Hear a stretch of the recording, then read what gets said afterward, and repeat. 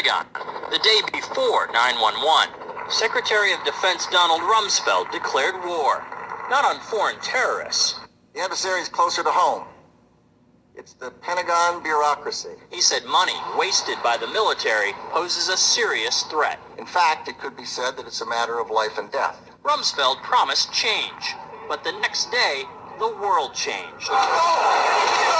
And in the rush to fund the war on terrorism, the war on waste seems to have been forgotten. My '03 budget calls for more than $48 billion in new defense spending. More money for the Pentagon when its own auditors admit the military cannot account for 25% of what it already spends. According to some estimates, we cannot track $2.3 trillion in transactions. 2.3 trillion with a T. That's $8,000 for every man, woman, and child in America.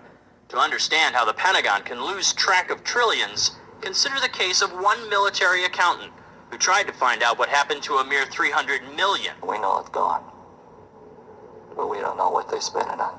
Jim Minery, a former Marine turned whistleblower, is risking his job by speaking out for the first time about the millions he noticed were missing from one defense agency's balance sheets.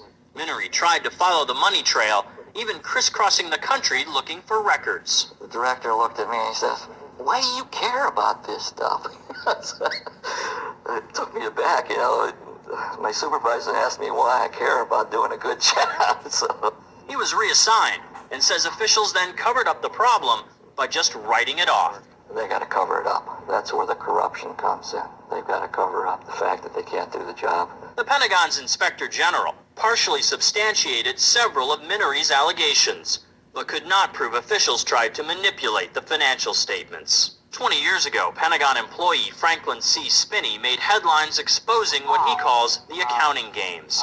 He's still there, and although he does not speak for the Pentagon, he believes the problem has gotten worse. Those numbers are pie in the sky. The books are cooked routinely year after year after year. Retired Vice Admiral Jack Shanahan commanded the Navy's Second Fleet the first time Donald Rumsfeld served as Defense Secretary. With good financial oversight, we could find $48 billion and lose change in that building without having to hit the taxpayer.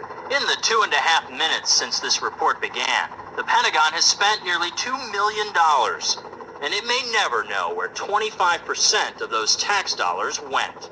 In Los Angeles, I'm Vince Gonzalez for Eye on America.